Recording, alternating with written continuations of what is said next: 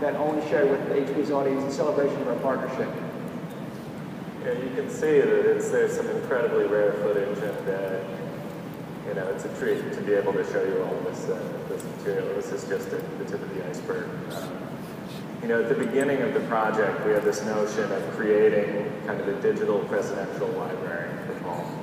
And there's over 1 million items in his archive, spanning that 50-year career. And there are about 500,000 photos and lots of memorabilia, lyrics and outfits and things like that, audio and visual tape, in all different formats.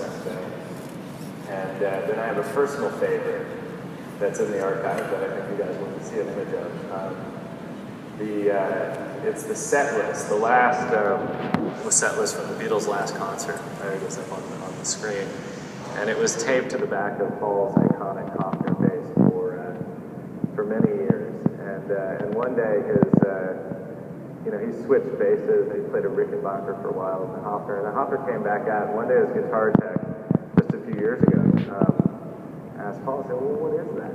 And Paul looked at it and sort of scratched his head and thought, I think that's the set list from Candlestick. So Keith Smith, his tech, took out the tweezers and carefully pulled it off and put it in the archive. So there it is. It literally is a scrap of history that now, with this project, we can share with everyone. So that's sort of fun, exciting example of a scrap of history. But the whole thing requires a very comprehensive conversion from analog to digital with full tagging and indexing and a very secure private cloud, which we can then move over into a public cloud. And HP understood that, and it's an issue a lot of media companies face, any company that deals with zeros and ones faces, and that's pretty much everyone. So. Well, those are precious assets, and many of our customers in the audience also have those same type of business needs where there's vital assets that are valuable to you. So what were some of the considerations or the key requirements that went into as you thought about building out this project? Well, we have this, the private cloud piece, which is basically everything, and then we also needed to build out the public cloud, powered through paulmccartney.com, and both require very sort of well-organized assets, very flexible, secure, and automated.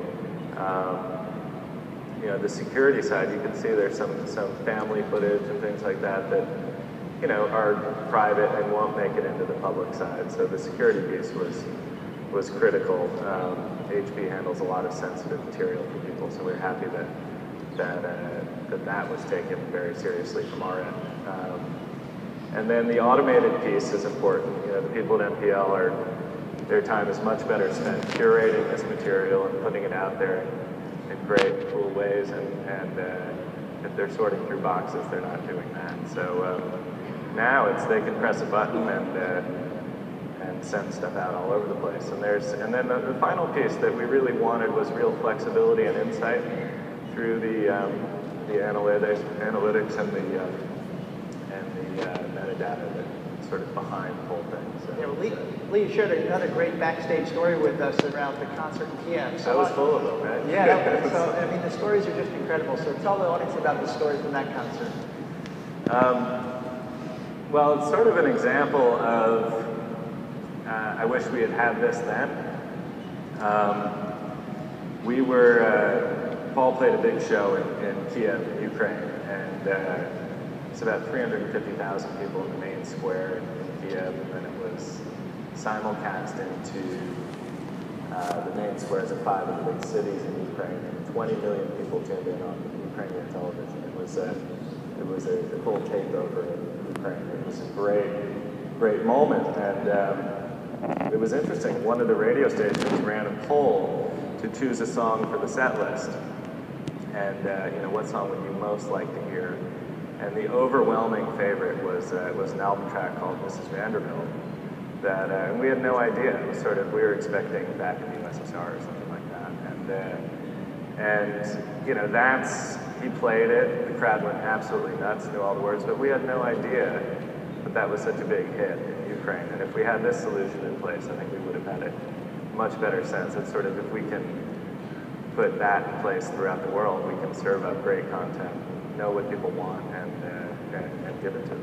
So I think that really resonates with everyone in the audience here, because we're always trying to delight our customers, understand their needs, and anticipate their needs in advance of trying to provide a solution.